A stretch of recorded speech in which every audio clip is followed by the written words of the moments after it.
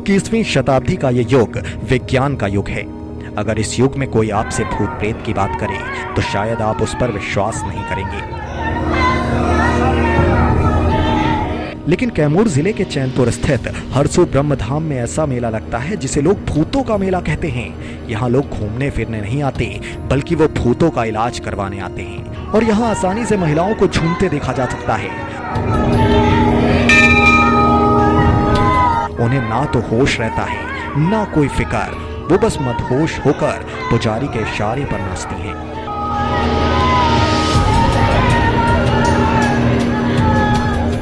इलाज के लिए यहाँ लोगों का हुजूम लगता है। लोगों के मुताबिक जो भी बाबा के दरबार में आता है वो कभी खाली हाथ नहीं लौटता।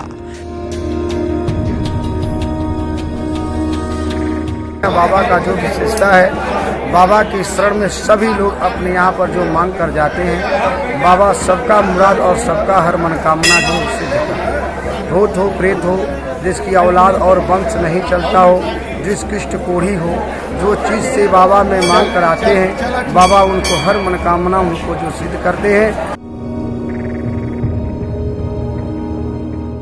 बाबा का धाम सुप्रीम कोर्ट के नाम से भी जाना जाता है। हरसू ब्रह्मधाम, जिसे पूरे देश में सुप्रीम कोर्ट के नाम से जानते हैं।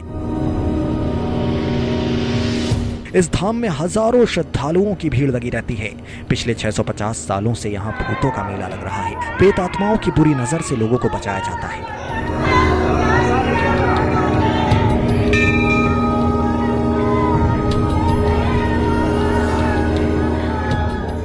बिहार के अलावा झारखंड, यूपी, मध्य प्रदेश, छत्तीसगढ़, राजस्थान और देश के कोने कोने से लोग हरसू ब्रह्मधाम पहुंचते हैं। बाबा के हरसू ब्रह्मधाम में यही विशेषता है कि हमारे ब्रह्म बाबा शमशी का सम्मान है।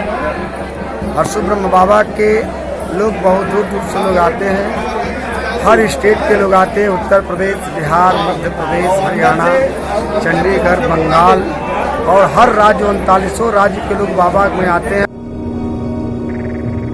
बाबा हरसू ब्रह्मधाम में पहुंचते ही लोग अपने बच्चों के बाल मुंडन करवाकर मन्नत उतारते हैं। इस धाम के बारे में मान्यता है कि यहाँ प्रेत बाधा से पीड़ित लोगों का धाम में पहुंचने से बाबा की कृपा से प्रेतों से मुक्ति मिल जाती है।